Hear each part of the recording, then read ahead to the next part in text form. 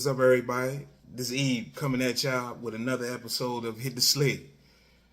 Before we get started on this episode, follow me on my YouTube channel, Hit the Sled. I'm on Twitter, Instagram, Facebook. Follow me, man. I'm coming. Got a lot of things in the works, so I'm coming, man. Just stay with us. Working on some things for enhancements for the podcast. It's coming though, so stay with me. As we get started on this episode, talk about the Colorado loss. Yeah, it was a bad one. It was a bad one for Coach Prime. It was a bad one for Colorado.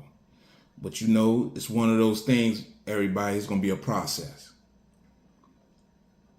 It just means that they're not going to win the national championship this year. Quiet as kept. They're not going to win the national championship this year. And they're not going to win the Pac-12. I'm sorry. They're not going to win the Pac-12. But it's still a lot of stuff down the line, a lot of encouraging stuff down the line that can boost them. Like I've always said, this thing, 6-6, 7-5, 8-4. That's the goal. They get to that, they had a great season. Great season. Tremendous season. But as far as what happened this past Saturday, it was a bad one. They took a bad one. One of the things I want to talk about though before we get to the game, you saw Coach Prime meeting with Phil Knight. That's something that I saw. That Phil Knight don't go down on the football field and meet people. And if you watch well-off media, you can clearly see Phil Knight came down there specifically to talk to Coach Prime. And you can hear the conversation briefly muttered through the crowd. He was saying he was happy that Coach Prime is back at Nike, that he was sorry that he lost him. But that's a sign of respect right there. They got respect for Coach Prime. They know, got a lot of respect for Coach Prime.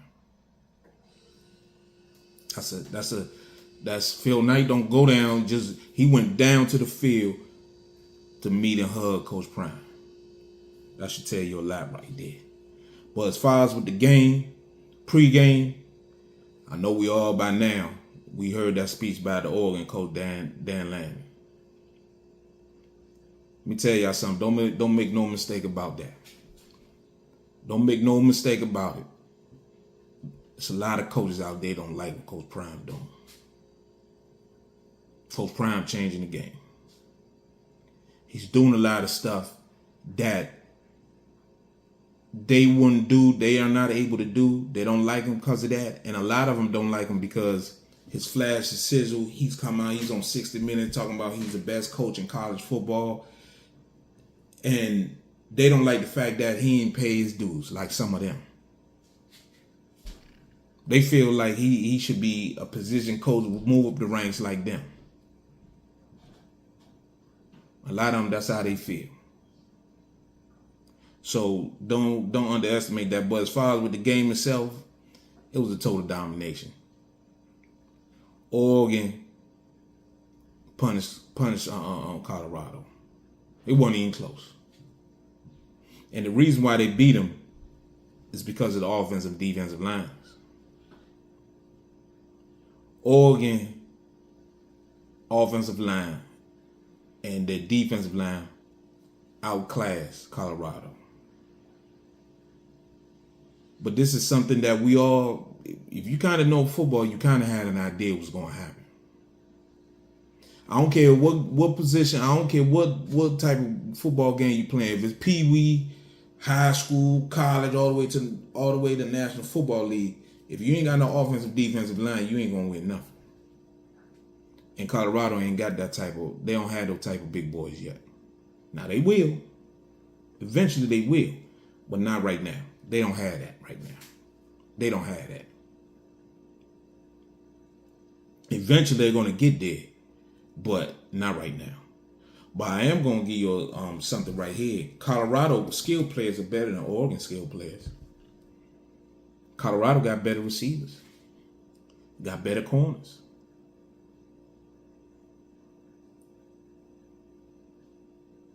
It's just that offensive defensive line gap is so massive, they ain't had a chance. So moving forward, how do they go about doing it? Well, if you paying attention, you can hear it now. Kids are calling Colorado wanting to come from other schools and high school recruits. They're going to replace them. They're going to get some more kids up there. They're going to get some kids. They're going to recruit. They're going to get better. Like Coach Prime said during his press conference, they will get better.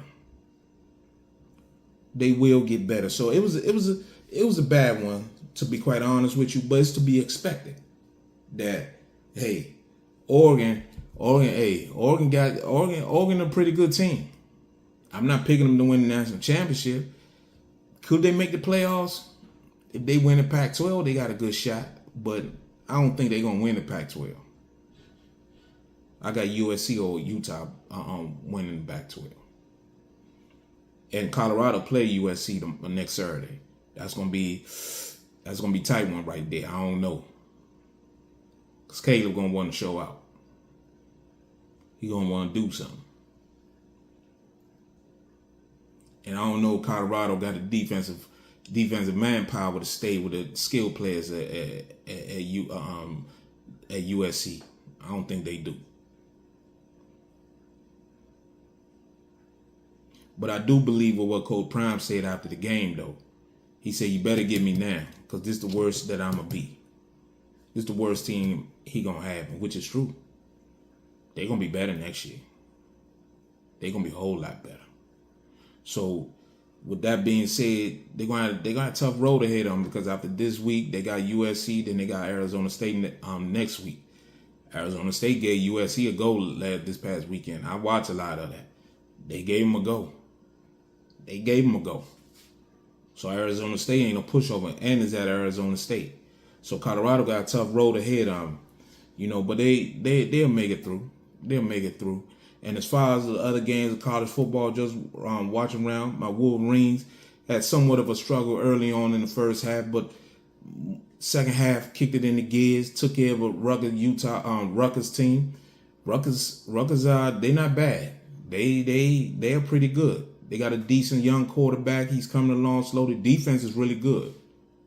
Defense is really good for Rutgers.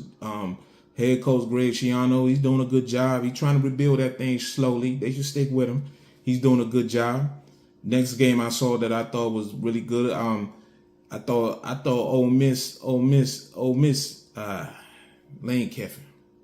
Perfect opportunity to knock on Nick Saban off. Couldn't get the job done. That was terrible. You got to get the job done, Lane. That was a terrible job on his part. Move on to the game of the night. First of all, before I get to the Ohio State Notre Dame game, you get to the Penn State Iowa game. Iowa Coach Fran's son getting fired. Iowa offense is god awful. They're terrible on offense. Defense hangs in there, but on offense, they're terrible.